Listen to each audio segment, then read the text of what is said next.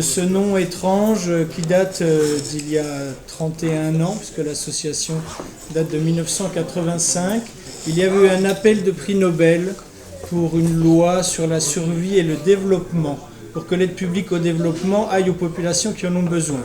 En France, il y a eu une campagne de plaidoyer auprès des parlementaires.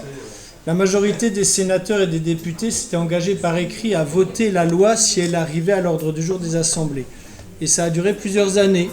Et ça n'arrivait toujours pas à l'ordre du jour, ni du Sénat, ni de l'Assemblée nationale. Et c'est le moment où Survie s'est déniaisé. C'est-à-dire où il y a eu une réflexion, mais cette aide publique sert à qui? Et on a vu à ce moment-là qu'elle servait les entreprises françaises, qu'elle servait également en partie par des rétrocommissions le financement des partis politiques hexagonaux, et qu'elle n'allait pas aux populations. Donc ça, c'est la fin des années 80. Un autre moment important, c'est le génocide des Tutsis en 1994 au Rwanda, qui a été un choc pour l'association. Le président de Survie en 1993 était allé au Rwanda avec une commission d'enquête internationale d'ONG, et cette commission, avec la FIDH, une ONG canadienne aussi, et une ONG de Ouagadougou, avait indiqué qu'il y avait un risque de génocide. Alors ça, c'est le deuxième temps. La fin des années 90, c'est les biens publics à l'échelle mondiale. C'est ça le grand thème de l'association. C'est un chantier qui est déserté aujourd'hui. Survie, c'est une association de bénévoles. Il y a 1300 adhérents. Et donc, les gens donnent de leur temps en fonction de ce qui les intéresse, en fonction de leur capacité de travail, et on n'a plus personne sur les biens publics à l'échelle mondiale. Dans les années 2000, et aujourd'hui, je vais peut-être vous parler de 2016, en 2016, l'association s'est intéressée tout d'abord aux élections truquées, toujours. C'était une année d'élection en France-Afrique. Je vais vous faire passer, si vous voulez, le petit document. Il est téléchargeable sur le site de Survie. Donc, 4 pays emblématiques.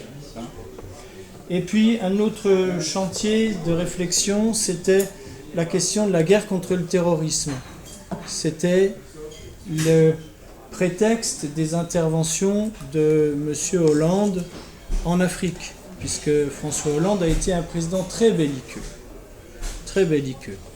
Et donc, je fais passer de ce côté-là, l'association a aussi essayé de réfléchir à cette question, la guerre contre le terrorisme, et puis ici, l'état d'urgence ici, et quels sont les liens. C'est-à-dire quelles sont les racines coloniales de ces politiques-là, à la fois en Afrique et ici. Et là, ce qui est encore en chantier, c'est un bilan des opérations extérieures, justement, qui va être fait pour le sommet qui s'appelle maintenant Afrique-France. On ne dit plus France-Afrique, parce que c'est France-Afrique, c'est l'expression du fouet de Boigny, mais c'est le livre de François-Xavier Verschave qui a présidé Survie de 1995 à 2005. Donc on ne peut plus dire comme ça France-Afrique facilement. Alors il y a ce sommet qui aura lieu à Bamako. Et autrement, j'ajouterai une petite chose qui a son importance, parce que nous recevons Roger qui vient de ces Grands Lacs, c'est que l'association est également partie civile dans plusieurs procédures judiciaires qui sont liées au génocide des Tutsis au Rwanda. À la fois en soutien au collectif des parties civiles pour le Rwanda qui poursuit, qui essaie d'amener les éléments pour la poursuite de présumés génocidaires vivant en France. Il y a un procès pas du tout médiatisé qui se termine là devant la cour d'assises de Bobigny et personne n'en entend parler. Et nous sommes aussi, partie civile dans des dossiers à l'instruction concernant des militaires français de l'opération Turquoise à la fin du génocide des Tutsis pour complicité de génocide. Et nous avons déposé plainte contre Paul Baril, ancien gendarme de l'Élysée, mercenaire bien connu, là aussi pour complicité de génocide. Et une plainte pour livraison d'armes pendant le génocide également. Donc ça nous mobilise aussi judiciairement, ce qui est nouveau. Ça fait une dizaine d'années. Auparavant, nous faisions surtout un travail auprès des responsables politiques et de l'opinion publique.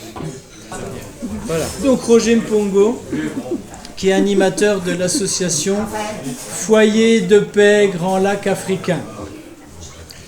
Et ces grands lacs africains, si vous suivez un petit peu l'actualité, vous voyez qu'en RDC, le président Joseph Kabila s'accroche au pouvoir, a organisé en fait l'impossibilité d'élections présidentielles dans les délais. Et il y a eu déjà des morts en septembre. On ne sait pas ce qui va se passer le 19 décembre, qui est la date de son mandat. On ne sait pas du tout comment la population congolaise, en particulier quinoise, va réagir. Un autre pays de ces grands lacs qui lui aussi est au bord de l'abîme, parce qu'au moins en RDC il y a un espoir, mais au Burundi, des cas qui parlent clairement de risque de génocide. Ce qui est terrible, c'est que ça se fait au vu et au su de toute la communauté internationale, et on se dit, est-ce que comme en 1994 au Rwanda, rien ne sera fait? Ça, on ne sait pas. Et le dernier pays de ces grands lacs, c'est le Rwanda, qui lui est stable, si on peut le dire. Bon, il y a une stabilité au Rwanda, des critiques sur la manière de gouverner de Paul Kagame, mais un pays qui a des très bons résultats en termes d'éducation, en termes économiques, etc. Et pas de corruption. Donc ça, c'est aussi une chose. Voilà. Alors Roger, maintenant, c'est à toi. Je voulais quand même lancer une phrase pour commencer cette discussion sur démocratie et développement d'un de nos anciens présidents de la République, M. Jacques Chirac, qui a dit dans les années 80 « L'Afrique n'est pas mûre pour la démocratie ». Qu'en penses-tu ? Alors, avant de répondre à la question, il faut d'abord remercier nos amis de Sylvie qui m'ont fait l'honneur de m'inviter et en même temps de lancer déjà ce débat, parce que son programme comme association, c'est déjà un point d'engagement qui est louable pour nous Africains, mais aussi louable pour repenser pratiquement les relations Europe-Afrique. Parce que la question, vous sentez qu'on change de mots de la France-Afrique et maintenant France-Afrique, je ne crois pas qu'avec ça, les choses changent, quoi. Ouais. Ça, c'est un. Deuxièmement, le thème qui a été choisi est intéressant. Lorsqu'on pose la question, l'Afrique peut-elle s'en sortir? Il faut savoir qui la pose et de quelle Afrique on parle. Parce que souvent, ce mot Afrique, déjà, c'est un continent, c'est pas un village, c'est pas un pays. Et chaque continent ou chaque pays lui-même est déjà une réalité multiculturelle, comme le mien, comme le Congo. De Bukavu où j'habite, frontalier avec le Rwanda, à Kinshasa, la capitale, c'est 2000 km. Quand vous quittez une région vers une autre, décalage horaire d'1 heure, avec 4 langues nationales dans un pays et le français comme langue officielle, vous comprenez qu'il faut souvent être prudent lorsqu'on parle de l'Afrique. Ça, c'est un. Chaque pays avec son histoire, avec son climat, sa faune, sa flore, et que du coup, la question est posée, la peine est posée, mais le plus important, c'est de savoir quand on la pose, qu'est-ce qui est sous-entendu en fait? Lorsqu'on dit l'Afrique peut-elle s'en sortir, sous-entendu quoi? Certains disent voilà, on l'a tellement aidé, on ne voit pas le changement. Ouais. D'autres m'ont posé la question, faut-il continuer à aider l'Afrique? D'autres posent la question, quelle relation pratiquement il faut nouer avec l'Afrique pour que vraiment on quitte la sphère coloniale pour vraiment une vraie sphère interculturelle? Ces questions-là sont multiples et valent la peine vraiment qu'on s'y attelle pour comprendre et que, d'une part, la question de 80, elle est située déjà. Chirac la pose avant la grande vague démocratique en 90, où les pays occidentaux vont poser la condition à l'Afrique en général pour être aidé économiquement. L'Afrique doit passer au système démocratique. Ça, c'était une condition, du discours de la Bolle. Voilà, donc du coup, d'une question, elle n'est pas mise pour la démocratie, en 80, si j'ai bien compris, et en 90, vous devez être démocratique pour qu'on puisse vous aider. Vous comprenez comment l'Afrique grandit et avec quel fouet? Oui, sous les fouets pratiquement, quoi. Donc, c'est un enfant à peine né qu'on tire d'en haut, il faut qu'il grandisse. Et vous imaginez quel traumatisme pour ce continent, quoi. Ouais. Donc, du coup, le système démocratique lui-même, à mon avis, c'est un des systèmes. Ça, c'est le moins pire, semble-t-il. Mais la question que je me pose, moi, Peut-on imposer un système politique à un pays qu'on attend accompagner vers le développement? Peut-on imposer un système politique à notre pays? Et un continent qui a ses traditions, qui a sa culture, qui a ses racines, qui a sa manière de gouverner traditionnelle, et que du coup, comme on l'a fait par la colonisation, on fait table rase de tout, comme s'il faut qu'il y ait d'en haut un ordre qui vienne pour qu'on soit démocratique. Vous voyez, je commence par vous questionner en va dire les débats, pour comprendre, peut-on, avec la bonne volonté qu'on puisse avoir, dicter un système politique à deux pays qui ont pratiquement passé des petits royaumes dans le pays à des États, et mais certains États ont été en même temps quand même. Le Congo, ils ont été propriété privée du roi Léopold II, tout un Congo. Et que du coup, on passe à Berlin qui coupe à morceaux l'Afrique, en tenant pas compte des clivages ethniques, culturels, tout cela, ça ne portait pas à Berlin. Et qu'après, les gens comme vous, comme moi, se battent pour que cette Afrique devienne indépendante. Chaque pays avec son histoire, avec un système colonial qui a déjà plus ou moins préparé, hein, la manière dont on doit vivre entre la politique française, la politique belge, la politique anglaise. Ouais. C'est le continent africain, c'est des pédagogies différentes, des manières d'annoncer l'évangile de manière différente, la manière de penser l'avenir est différente. Alors comment on fait lorsqu'on pose la question, l'Afrique peut s'en sortir? Est-ce l'Afrique francophone? Anglophone? Est-ce l'Afrique de nos villages qui est à peine évangélisée, qui vit encore dans les rites traditionnels, pour qui il faut encore savoir s'il faut passer à l'ouverture à d'autres cultures ou garder ses racines pour vivre authentiquement africain? Et la question est posée, non seulement en politique, mais aussi en religion, curieusement. Comment être pleinement africain, être pleinement chrétien? C'est une question théologique aussi qui se pose aujourd'hui aussi. Donc c'est une question très vaste en fait. Peut-on être chrétien avec l'image qui nous vient d'ailleurs, tout en renonçant à sa culture? C'est la même chose aussi. En d'autres termes, est-ce qu'il y a une religion qui ferait fi des cultures locales, de manière de vivre localement, et qui viendrait annoncer l'évangile de salut à un peuple qui déjà a ses racines, a ses liens avec les ancêtres, avec les dieux, avec des noms d'un dieu qu'il nomme aussi? Tout ça sont des questions pour l'Afrique. Et c'est vaste comme champ de réflexion. C'est très vaste. Alors moi j'ai voulu ce soir vous dire que je viens de passer bientôt, je termine une année ici. Je suis un ancien de Strasbourg à l'université. J'ai passé 8 ans en Alsace, en paroisse et en préparant ma thèse. Là je viens d'arriver, là janvier 2016, pour revenir à Strasbourg pour un projet qui me tient à cœur.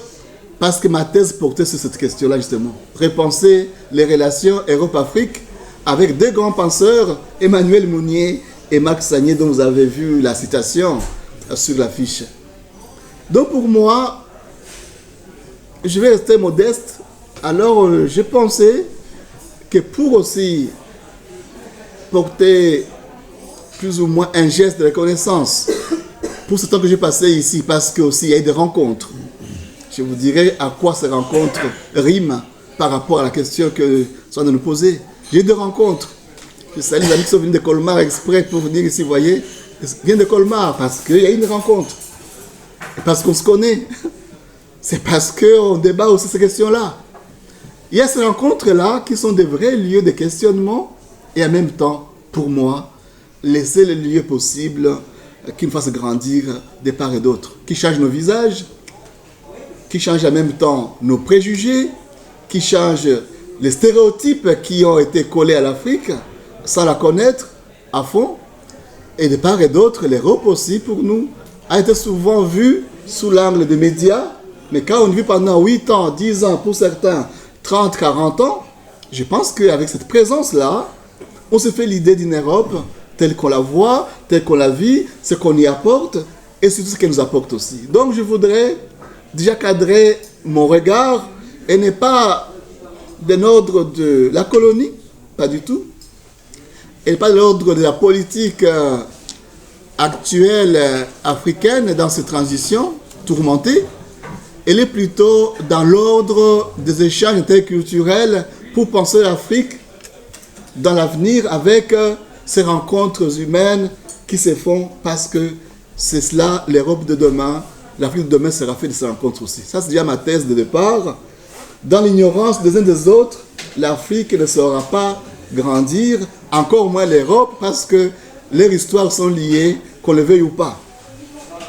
Et donc, le chef de l'Afrique serait aussi quelque part une question pour l'Europe, en fait. Je ne sais pas si vous me comprenez. Le chef de l'Afrique, c'est une question pour l'Europe. Si l'Afrique a du mal à grandir, on doit poser la question à l'Europe. Est-ce que sa pédagogie d'accompagnement, sa pédagogie d'aide au développement, son imposition au système politique et démocratique, était-elle vraiment la meilleure manière de faire? Ou bien il faut tout simplement repenser des rencontres interpersonnelles, interculturelles, interassociatives pour que les gens, quand ils se rencontrent, ils brisent ces murs-là qui est dangereux pour nous tous et qui malheureusement entretient des méfiances, entretient de préjugés, entretient aussi une distance qui est mortifère pour une culture de l'avenir. Et donc c'est cela ma réflexion à laquelle je tiens vraiment, avant d'entrer dans le vif du sujet, vous dire que cette Afrique dont nous parlons, s'en sortira-t-elle? Pourquoi pas? Moi je suis optimiste, à condition qu'elle accepte des rencontres nouvelles, qu'elle accepte qu'elle a des richesses, qu'elle assume ses valeurs, qu'elle assume aussi son histoire, sans se culpabiliser, ni culpabiliser qui que ce soit, parce que cette histoire-là de culpabilisation ne profite à personne. Et donc, du coup, nous allons voir, dans ce que j'ai prévu ce soir, y aller progressivement. D'une part, partir de ces liens qui est profond entre le développement et la démocratie. Vous comprenez que si on prend le niveau basique de la démocratie, vous comprenez que c'est d'abord le peuple qui est en jeu et non pas le chef. Oui, c'est comme ça que j'ai admiré cet article, qui est intéressant, qui a fait un parcours intéressant de ce chef monarque, comme l'auteur l'appelle dans le DNA, du mois 2, c'était en avril, 24 avril 2016, l'article donc de notre ami Arnaud, je crois, et qui a fait un parcours intéressant, inventoriant le président africain monarque qui se tient au pouvoir, qui tient à y rester, et c'est super, c'est très bien. Une fois qu'on a fait cette analyse, ce parcours de chef qui s'était au pouvoir, et après, peut-on penser la démocratie d'en haut? Ça c'est ma question. Ou la penser d'en bas, de manière à voir quelles sont les passerelles qui permettent à ce que les uns et les autres assument leurs charges, leurs tâches au quotidien, et que donc on quitte du coup la logique de l'État-providence qui souvent nous habite. Que fait l'État pour nous? Que fait le dirigeant pour nous? On a élu tel, qu'est-ce qu'il a fait? On évalue un mandat d'un chef, comme bientôt on va le faire pour François Hollande. Mais je n'ai pas entendu souvent dire comment avons-nous aidé François Hollande, oui, à assumer son programme que nous avons voté lorsqu'on a voté pour lui. Je n'ai pas entendu ça souvent. Donc du coup là on est aussi dans une fausse image de la démocratie aussi. Selon Max Sagnier, parce qu'on va voir ce qu'il dit. Il n'est pas question, qu'est-ce qu'il fait pour nous? Ça serait vraiment enfantin non plus.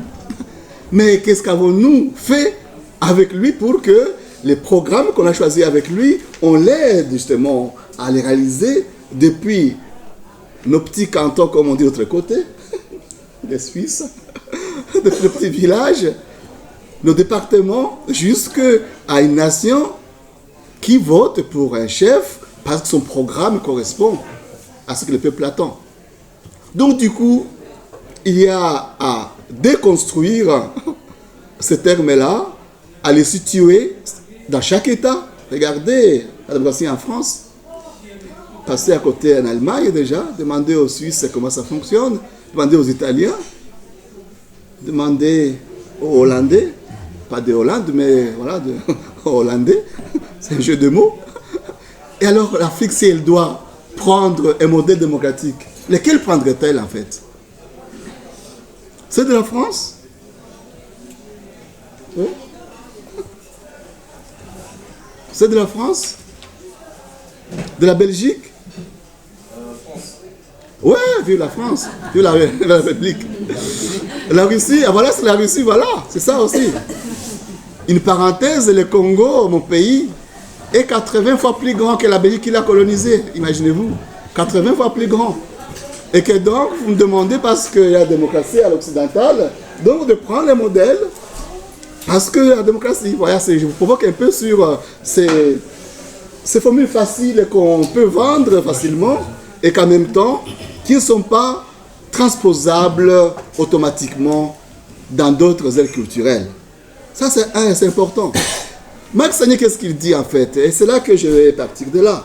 Il nous dit, dans sa définition, elle est très provocatrice à mon avis, elle nous dit que la démocratie est une organisation politique et sociale qui tend à développer au maximum la conscience et la responsabilité de chacun, ça c'est bien noté, chacun, dans la mesure de ses capacités, de ses forces, en lui permettant de prendre une part effective dans la direction des affaires communes. Oui? Petite question. Mais est-ce qu'au final, la démocratie, c'est pas une forme d'activité qui travaille comme une autre pour le système bancaire, comme la dictature ou une autre forme... Oui, on va y arriver. Donc là, il viendra un temps. Tu vois, la question, elle est intéressante. Hein? Oui, tout à fait. Vous la gardez après, les modérateurs, quand il sera... Le mieux, c'est sans doute d'écouter l'exposé. Hein? On peut écouter, regarder les questions, après on aura un temps de discussion. Ouais? Donc, pour Max Sagné, qu'est-ce qu'il privilégie en fait? Moi, j'ai tiré chez lui une image que j'utilise souvent, l'image que je prends vraiment à l'africaine, un tabouret. Imaginez que ça c'est un tabouret avec 3 pieds. Le pied politique, le pied social et le pied économique. Je ne sais pas si mon ami qui a posé la question déjà comprend l'enjeu. Et donc, il faut que ces tabourets soient stables, que chaque citoyen s'y asseye, parce qu'il est, d'une part, accompagné politiquement, que socialement, il a ses repères, il a sa place dans la société, où non seulement on fait des choses pour lui, pour son bien-être, mais où lui aussi, par ses capacités intellectuelles, spirituelles, morales, essaie aussi de changer, participer à la vie citoyenne. Et que là, il va le faire par l'économie, par l'enseignement, par une vie d'engagement associatif, pourquoi pas. Et que là, je trouve que cet équilibre-là me va bien. Et que donc là, nous allons aller dans une logique qui est la mienne. Je suis théologien, je suis désolé pour vous. Une logique éthique qui va me poser la question justement, comment la vie bonne doit accompagner un agir politique, économique et social. Oui, la vie bonne, ça dit que pour moi, pour l'autrui, l'autre, et avec lui bien sûr, parce que c'est l'avec aussi qui est important aussi, mais la formule qu'utilise Paul Ricoeur va plus loin, il va utiliser aussi dans les institutions justes aussi. Oui. La visée est bonne pour moi, pour et avec autrui, mais dans les institutions justes. S'il faut que c'est l'Afrique, à mon avis, c'est là qu'il faut voir les problèmes. La faille pour l'Afrique, pour le moment, et peut-être aussi pour beaucoup de pays, qu'on ne peut pas imaginer qu'est-ce qu'on peut appeler institution juste. Ouais. Et donc là, nous sommes dans une démarche où, d'une part, chacun est capable de quelque chose, capable de changement, capable de réflexion, et donc chacun aussi, les mots peut paraître vieillot pour certains, mais il a son poids, oui, son poids dans la pensée de Max Sagné, où il est question de développer au maximum la conscience est la responsabilité de chacun. Or, la conscience pour nous doit être éclairée aussi. Et souvent, on l'oublie. La conscience politique doit être éclairée.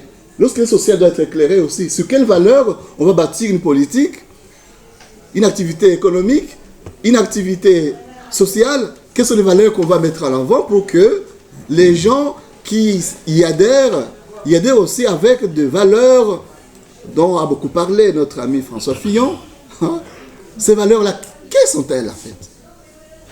Lorsqu'on a défini à ce moment-là, on peut avoir des paramètres qui aideront à évaluer par la suite, oui, on a tel programme, sur telle valeur, cela, elle vaut, elle nous convient, cela a été mis à mal, et que donc, du coup, nous pouvons alors, dans l'évaluation, nous dire, voilà, telle valeur n'a pas été mise en valeur, entre guillemets, et que donc là, on doit voir dans quelle mesure elle peut articuler les vivre ensemble, articuler les programmes ou les liens entre les dirigeants et les dirigés, des activités économiques et sociales à partir de valeurs concrètes aussi. Donc pour m'accompagner cette valeur-là, de développer au maximum la conscience, elle peut être personnelle, elle doit l'être, individuelle si vous voulez, mais aussi collective. Alors j'ai envie de demander, quels sont ces lieux où ces valeurs collectives organisent les vivre ensemble citoyens dans le pays? Que ce soit en Afrique ou ici, on doit interroger ces lieux-là aussi. Et je voudrais bien, dans notre débat, qu'on définisse ces lieux-là. Quels sont ces lieux où, d'une part, les capacités, les valeurs ou la conscience personnelle s'engagent pour rejoindre aussi la conscience collective, et que dans ce qui est visible, parce qu'on parle de visibilité aujourd'hui, qu'est-ce qu'on peut voir de symbolique en France, au Congo, en Guinée, au Rwanda, au Burundi, qui nous dit que là, oui, il y a des personnes, des individus qui s'engagent, mais on sent que dans leur engagement, ils se rejoignent sur telle valeur, et que cela, leur identité politique, religieuse, peu importe, ou citoyenne tout simplement. Là, ça change tout. Ça change tout. Il n'est pas question de clamer une justice en l'air, une démocratie en l'air, mais il faut qu'on la voie, comment elle se déploie dans le vivre ensemble, dans l'agir citoyen, et comment aussi elle est accompagnée dans la pédagogie qu'un pays choisit de promouvoir pour que les enfants qui naissent, grandissent, portent aussi l'héritage des valeurs qui, à mon avis, doivent être apparemment ou fondamentalement stables, d'autres qui changent en fonction. Mais lorsqu'on ne sait plus voir qu'est-ce qui est fondamental, qui est stable, qui permet une sécurité, la vraie, oui, qui dépasse le temps et l'espace.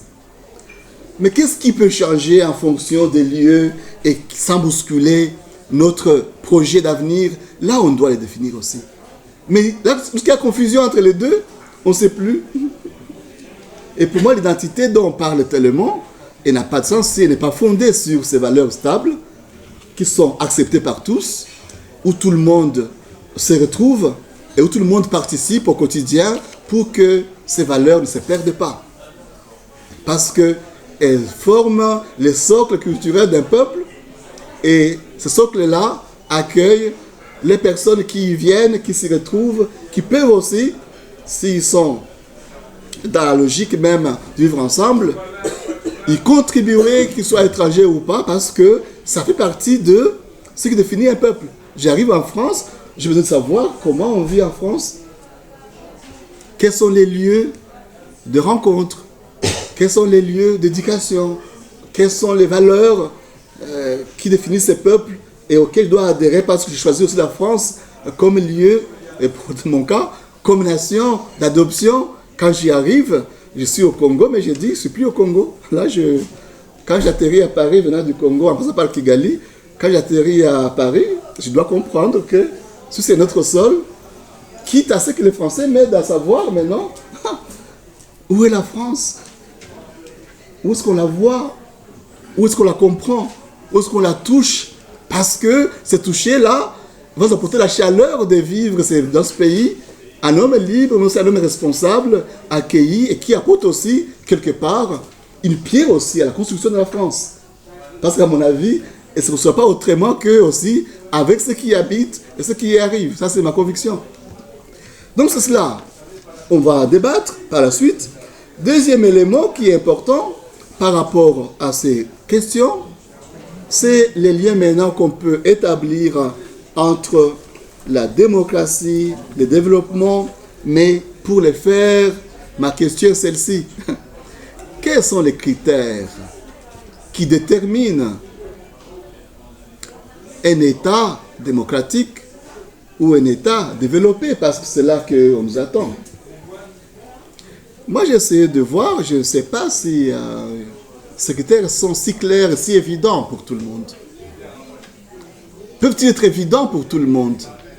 Avons-nous des critères stables, des passe-partout, des clés passe-partout? Quand vous allez au Rwanda, au Burundi, au Congo, on vous dit oui, voilà, cette clé marche.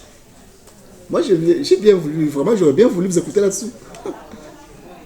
Est-ce justement le PIB, les taux de croissance? Est-ce que c'est la logique du marché qui va déterminer cela? Je ne sais pas. Est-ce que c'est la dimension technologique apparente? Est-ce que c'est les moyens de communication?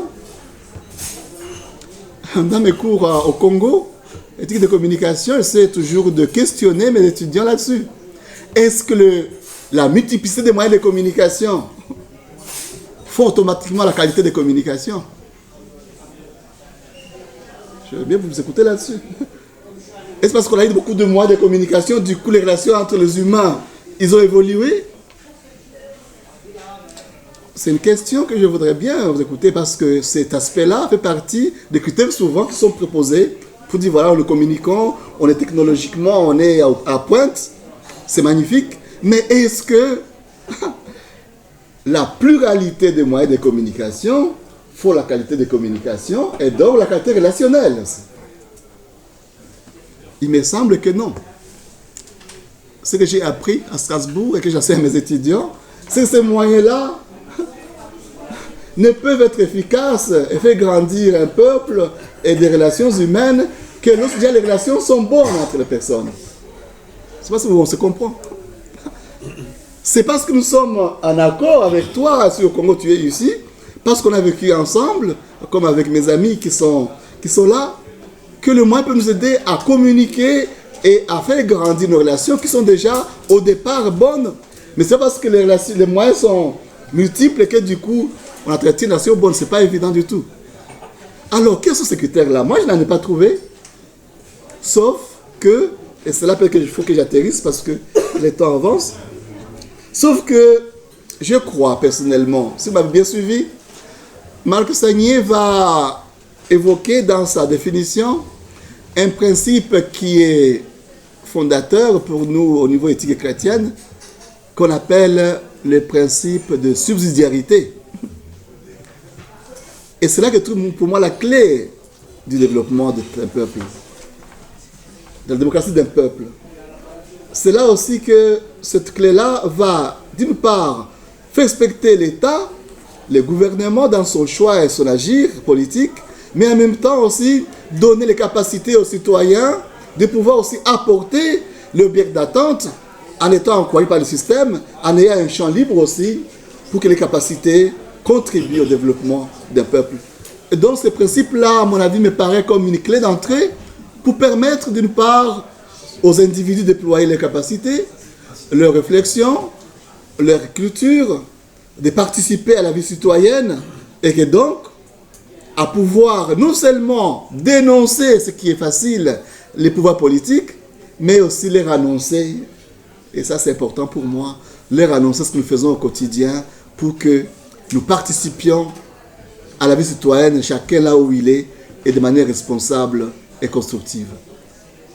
Là, ça change tout à mon avis. Ce regard-là, je l'évoque parce que c'est là, en rentrant chez moi au Congo, que j'ai vu qu'il y a encore un espace pour moi d'entreprendre avec les paysans, avec les jeunes enfants soldats, avec les mamans qui ont subi des viols, mais qui ont droit à la vie aussi, qui ont droit à la dignité, Faut-il s'arrêter à ces drames qui les a humiliés, qui les a arrachés vraiment, je parle des enfants, arracher leur avenir? Si on s'arrête à cela, c'est vrai, ça pas mal, dans l'urgence, ça vaut la peine.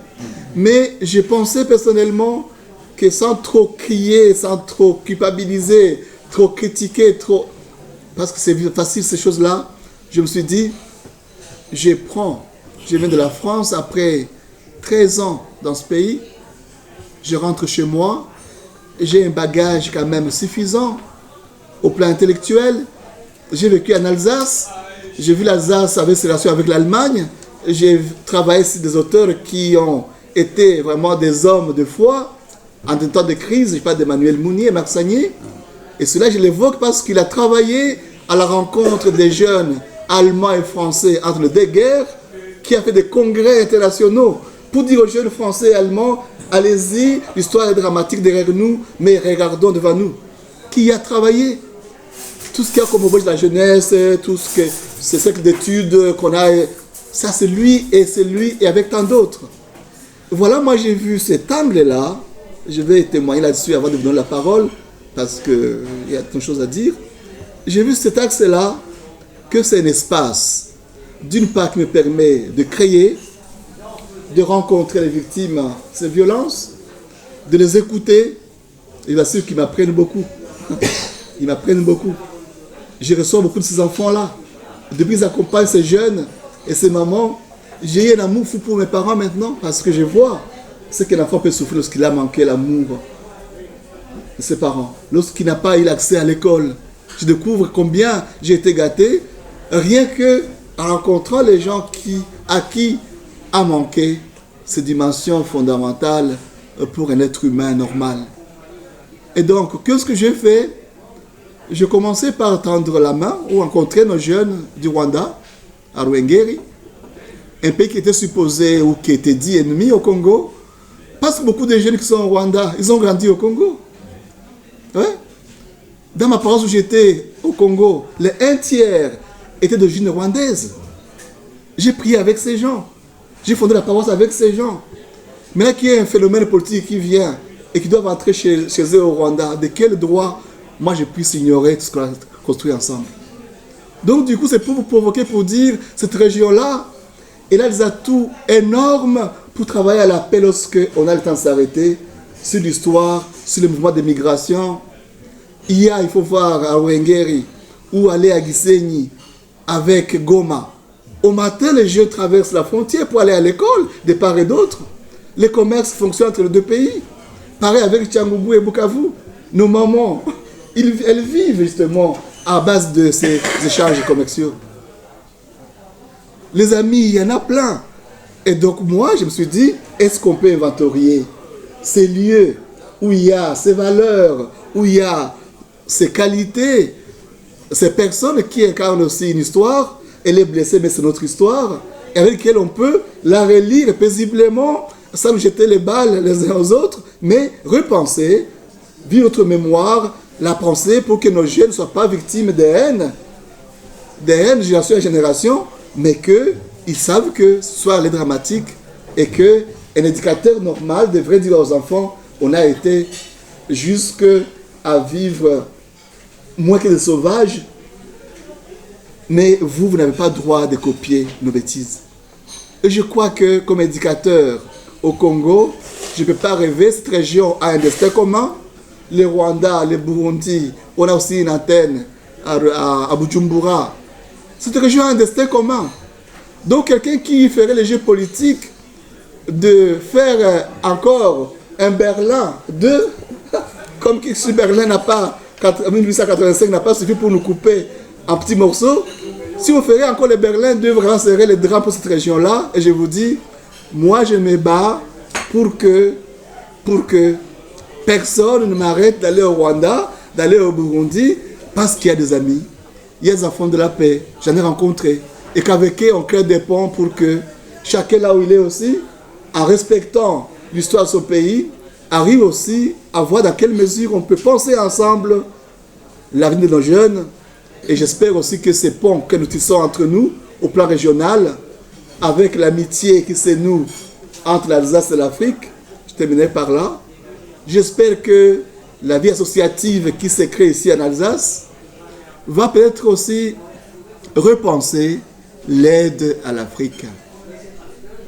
L'aide à l'Afrique, ce n'est pas une Afrique pauvre, c'est une Afrique qui a été appauvrie, mais qui est riche d'humanité, qui est riche de valeurs, et dont l'Europe aujourd'hui aurait besoin aussi, dans ces données et recevoir, pour qu'on quitte vraiment ces schémas qui nous poussent plutôt dans les complexes souvent de supériorité, d'infériorité, et qui n'avantagent personne.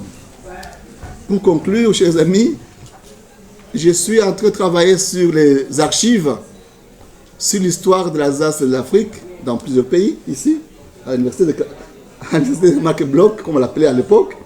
Je vois des richesses énormes, énormes. Si quelqu'un a inventorié les associations alsaciennes qui travaillent avec l'Afrique, c'est à ne pas compter, c'est vraiment énorme. Alors la question qui est sous-jacente et que j'évoquais au départ, termine par là, faut-il aider l'Afrique? Je dirais non. Non, pas comme on l'aide aujourd'hui. Ouais, pas comme on l'aide aujourd'hui. Aider l'Afrique en la rencontrant au fin fond de nos villages, vous la comprendrez, elle vous comprendra, et dans cette compréhension mutuelle, on peut bâtir des projets locaux qui aident les paysans, et quitte à laisser aux politiques aussi de faire leurs alliances politiques, c'est important à des hauteurs plus grandes, mais nous, on n'a pas à démissionner de la base, où les gens aussi ont besoin d'un contact, d'une rencontre, d'un échange, et que l'aide de l'Afrique a été souvent réduite à l'argent. C'est terrible, hein? Ouais. On nous a réduit vraiment à la mendicité, quoi. Donc, nous est à dire que nous envoyons de l'argent. C'est ça. Pourquoi ne viendrait pas aussi vivre avec nous, comme faisons avec vous, pour comprendre comment nous vivons, de quoi nous vivons, et qu'après, on repense une fraternité plus ouverte, plus vraie, et comme disait quelqu'un, décomplexée. Je vous remercie.